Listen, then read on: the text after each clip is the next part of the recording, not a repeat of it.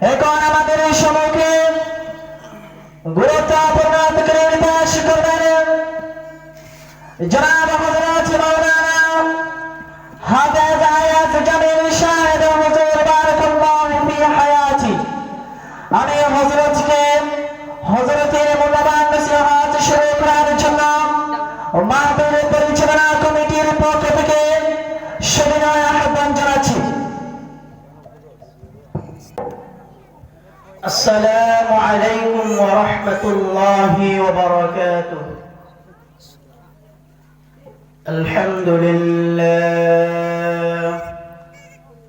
الحمد لله الذي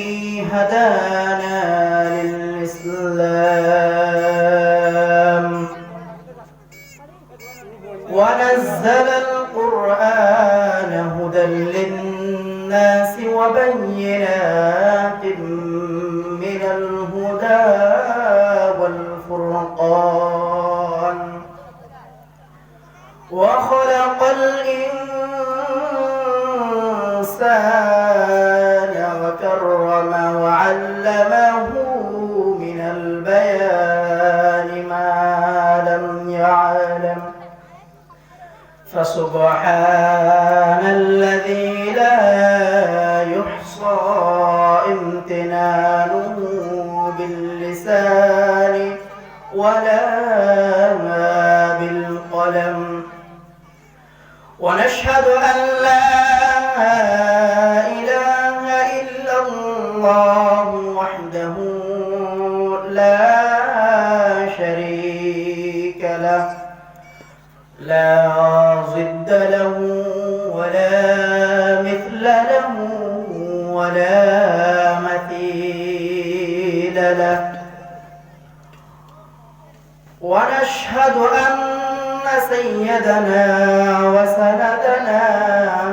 وحبيبنا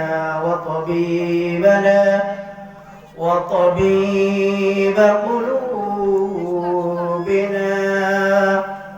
ومولانا محمدا عبده ورسوله الذي أرسله الله تعالى بالحق بشيرا ونذيرا وداعيا إلى الله بإذنه وسراجا وقمرا منيرا.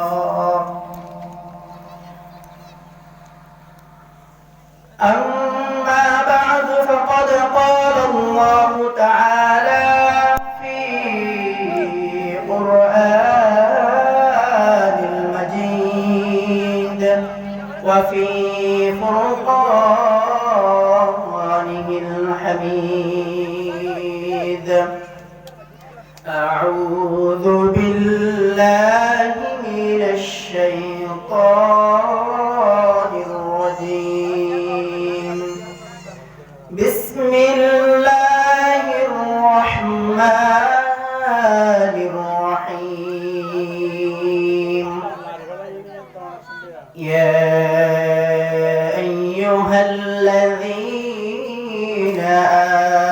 آمنوا ادخلوا في السلم كافة ولا تتبعوا خطوات الشيطان إنه لكم عدو مبين. وعن ابن عمر رضي الله تعالى عنه قال رسول الله صلى الله عليه وسلم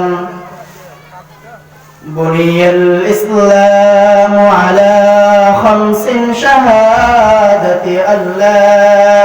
إله إلا الله وأن محمد رسول الله وإقام الصلاة وإيتاء الزكاة كما قال النبي عليه الصلاة والسلام يا हम सब मुसाफिर हैं वही आखिर ठिकाना कोई आगे रवाना है कोई पीछे रवाना मुसाफिर हर कुजा बाशद वतन रायाद में दारद चो बुलबुल दर कफस बाशद शमन रायाद में दारद जिंदगी का मुख्तसर एक ख्वाब है मौत जो उस ख्वाब की ताबीर है मौत को मत दूर समझो मौत हरदम है करीब कौन होगा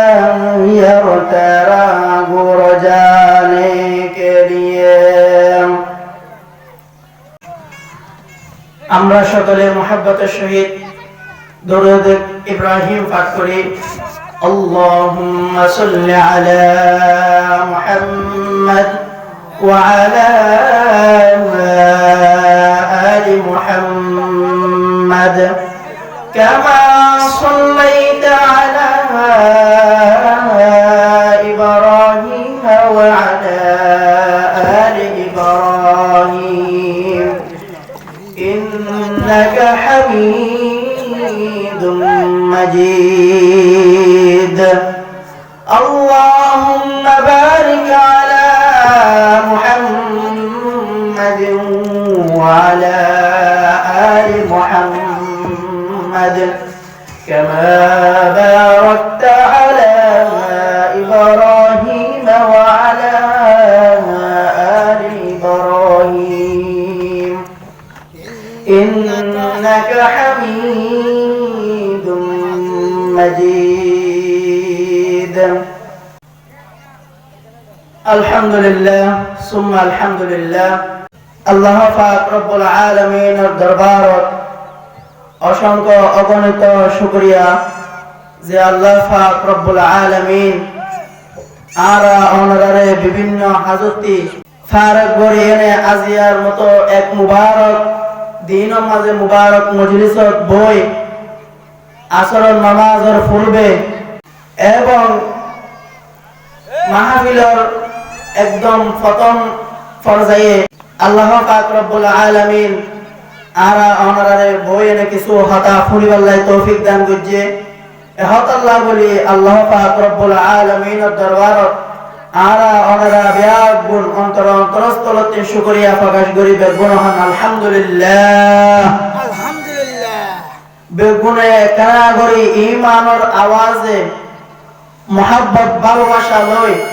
অন্তরের অন্তরস্থলতে কালিমাত শুকর আদায় করি আলহামদুলিল্লাহ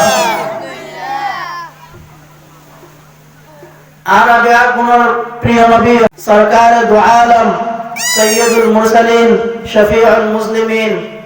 آقای نامدار تاجدار مدینہ حضرت محمد مصطفی صلی اللہ علیہ وسلم اور احادیث مبارکتن অনার সামনে উগা হাদিস শরীফ পাঠ করিলাম এবং প্রিয় ধর্ম গ্রন্থ আল কোরআনুল কারীম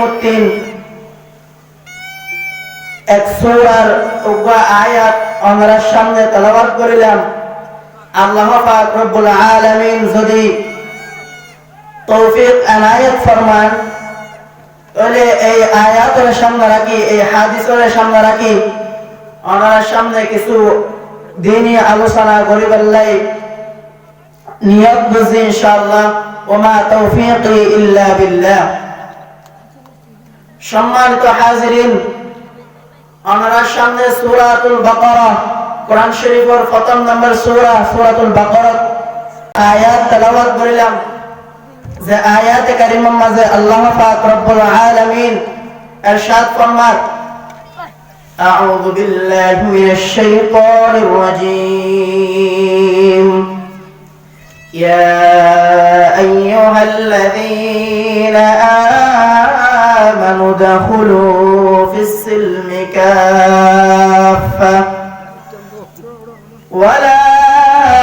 تتبعوا خطوات الشيطان إنه لكم عدو مبين الله رب العالمين آيات كريمة نزل دقينا فربيان فرمار ও আর আদর্যা ইমানদার বান্দাগণ তারা ইসলাম মাঝে প্রবেশ করুন পরিপূর্ণভাবে উদাখুলু ফিস-সিলমি কাফা ইসলাম মাঝে প্রবেশ করো পরিপূর্ণতার সহিত কিছু ইসলামের ভিতরে থাকিব কিছু ইসলামের বাইরে